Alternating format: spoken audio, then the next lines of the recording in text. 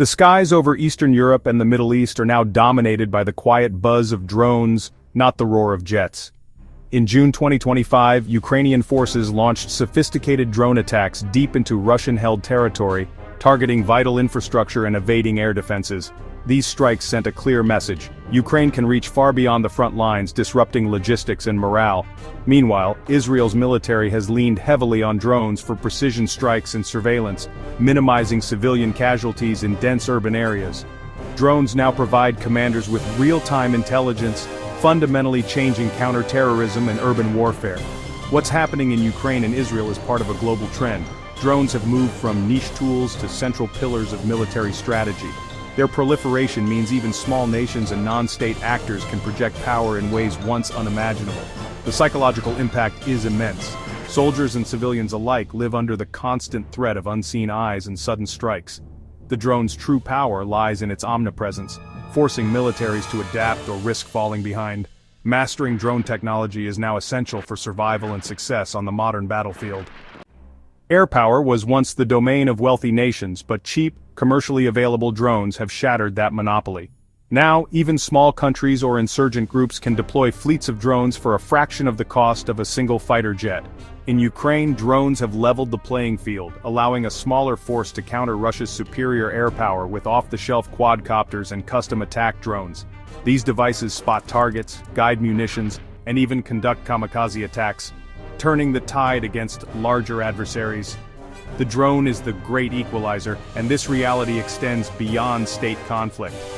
Groups like Hezbollah and the Houthis have used drones to strike oil facilities and military bases, achieving strategic effects without traditional air forces. Militaries now face a vastly expanded threat matrix, defending not just against jets and missiles, but swarms of small, hard-to-detect drones. The rapid pace of commercial innovation means drone capabilities improve in weeks, not years. This constant evolution allows for new tactics and relentless experimentation on the battlefield. War has become a dynamic laboratory where adaptability and innovation decide who gains the upper hand. The battlefield is now a clash between 20th century steel and 21st century tech. Legacy systems, tanks, jets, warships, cost millions or even billions each, concentrating national resources in a few assets.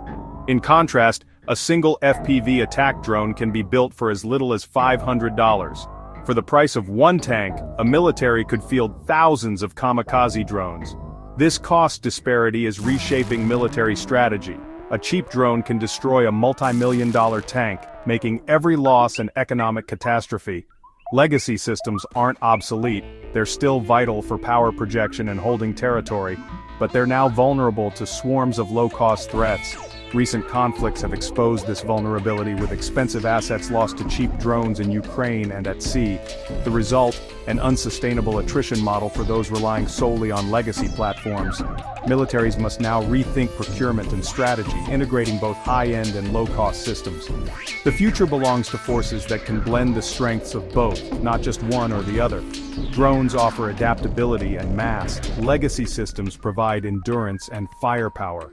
The challenge is to create a force where each complements the other. Integration, not replacement, is the new imperative. The side that adapts fastest will dominate tomorrow's wars. Drones have added a new layer of complexity to war, offering asymmetric advantages and new vulnerabilities. Swarms of cheap drones can inflict outsized damage, turning an enemy's expensive assets into liabilities. But small drones are vulnerable to jamming, have limited range, and require robust supply chains. Legacy systems still matter. They bring resilience, firepower, and the ability to strike hardened targets. The real challenge is balance. Too much reliance on either side risks disaster. The most effective militaries will use legacy platforms to shield and support drone swarms, combining their strengths. Drones can overwhelm defenses and gather intelligence, while traditional assets deliver decisive blows. The future of warfare is hybrid, leveraging both the old and the new. Success will depend on finding the right mix for every conflict. The US military, with the world's largest defense budget, faces a crossroads: how to balance high-end platforms with the need for mass and adaptability. For decades, the Pentagon has focused on expensive, sophisticated systems like the F-35 and B-21 bomber, betting on quality over quantity. But recent wars show that large numbers of good enough systems can overwhelm a few superior ones. The US has invested heavily in large drones, but has lagged in fielding cheap, expendable models at scale. The slow, bureaucratic procurement process struggles to keep up with the rapid innovation of the commercial drone market. Billions are spent on a handful of jets, while funding for small drones remains a fraction of the budget. Programs like the Replicator Initiative aim to change this, but institutional inertia is a major obstacle. In a conflict with a peer like China, relying on a few high-value assets could be disastrous. A resilient force must combine high-end platforms with swarms of low-cost, autonomous systems to saturate defenses and impose costs. The future of US military power depends on embracing this high-low mix. Today's battlefields are teaching urgent lessons for the US military. First, the character of warfare has changed. The sky is now contested, filled with threats from cheap drones to advanced missiles. US doctrine built on air supremacy must adapt to this new reality. Speed and adaptation are now critical. Ukraine's rapid cycle of innovation and counter-innovation shows how quickly the battlefield evolves. The Pentagon's slow development process must give way to agile, iterative approaches and close collaboration with commercial tech. Mass matters. Both Russia and Ukraine lose thousands of drones monthly, a scale the US isn't prepared for with its current inventory. The US must shift from treating drones as precious assets to viewing many as expendable munitions. This requires sustained investment and a new mindset. Technology alone isn't enough. The human element is still central. The most effective drone operations come from adaptable, well-trained soldiers who can creatively employ new tools. The US must invest in training and doctrine, empowering junior leaders to innovate. The ultimate weapon isn't the drone but the skilled operator behind it. Success will depend on a culture of innovation from the bottom up.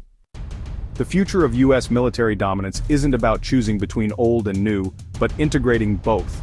A balanced force combines the strengths of high-end platforms with the disruptive power of cheap, numerous drones. High-end assets, stealth bombers, carriers, submarines, remain vital, but must be protected and augmented by networks of unmanned systems. Imagine a carrier strike group shielded by swarms of aerial, surface, and underwater drones acting as its first line of defense. Achieving this vision demands agility in procurement and a willingness to accept risk for faster innovation. The Pentagon must partner with commercial tech and empower a new generation of digital native warfighters. Adaptation is key. History is full of militaries that failed to keep up with change. The US has the resources and spirit to lead this transformation. By building a balanced, adaptable force, America can meet today's challenges and deter tomorrow's conflicts. The future will be defined not by a single superweapon, but by the strength and resilience of the entire military ecosystem.